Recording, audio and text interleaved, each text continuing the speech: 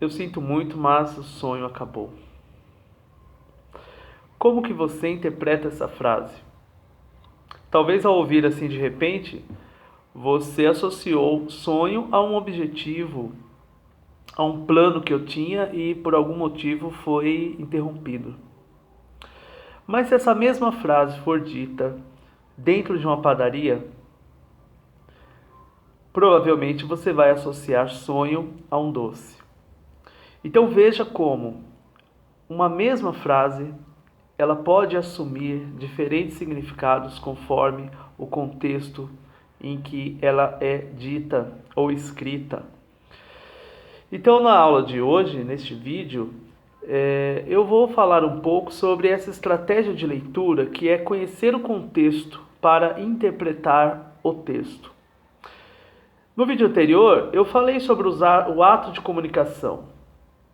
Para ver um ato de comunicação, eu preciso de 5 elementos, que é o emissor, o receptor, a mensagem, o canal e o código. Só que ficou bem claro, eu acredito, que para eu interpretar um texto, não basta dominar o código através do qual a mensagem é remetida. Veja que eu preciso ir além.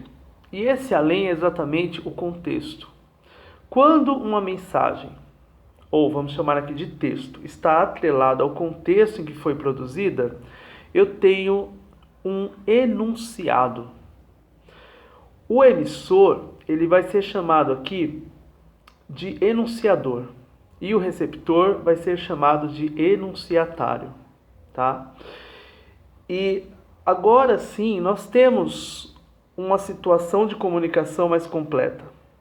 E o leitor que reconhece, né, esses elementos, ele vai interpretar muito melhor qualquer tipo de texto, seja um texto falado, seja um texto escrito, tá? Quando eu falo texto aqui, não estou falando só do texto escrito.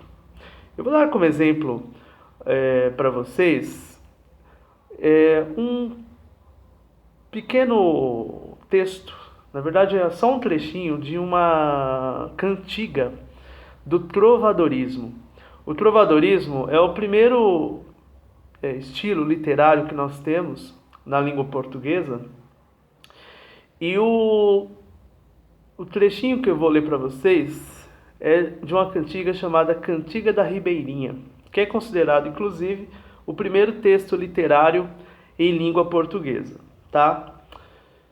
Ele começa assim. Eu vou ler já num português atualizado, porque como ele foi escrito lá no final do século XII, é um português chamado galego-português, português arcaico, e fica praticamente parecendo um texto escrito em outra língua e não em português, tá?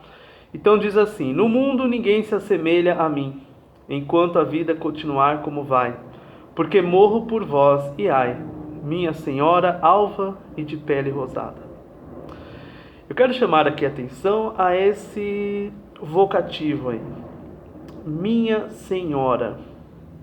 No original é minha senhor. Por que que ele está chamando aqui a mulher amada de senhor?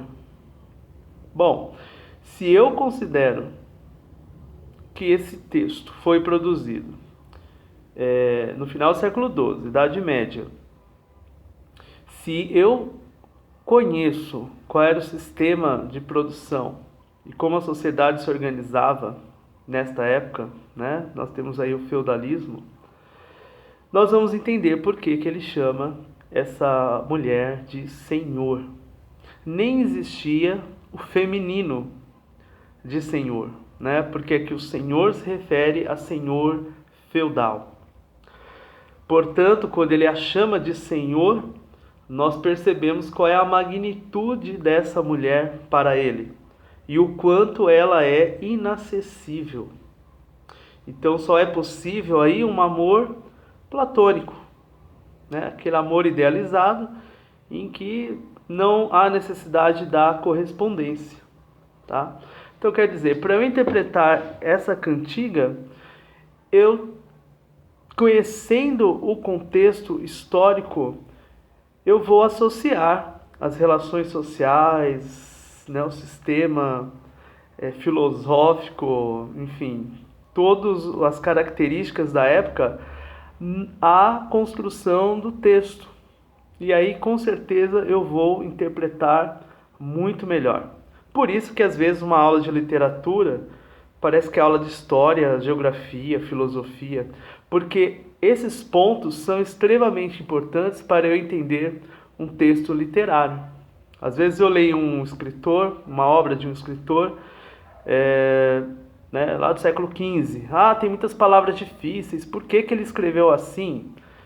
Difíceis para nós que estamos agora no século XXI, mas talvez na época dele eram palavras mais conhecidas, né?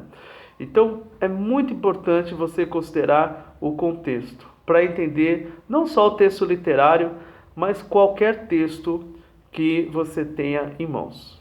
Muito obrigado por assistir mais esse vídeo. Compartilhe, caso não tenha se inscrito, por favor, se inscreva. E nos vemos no próximo vídeo, em que tratarei de uma nova estratégia de leitura. Obrigado.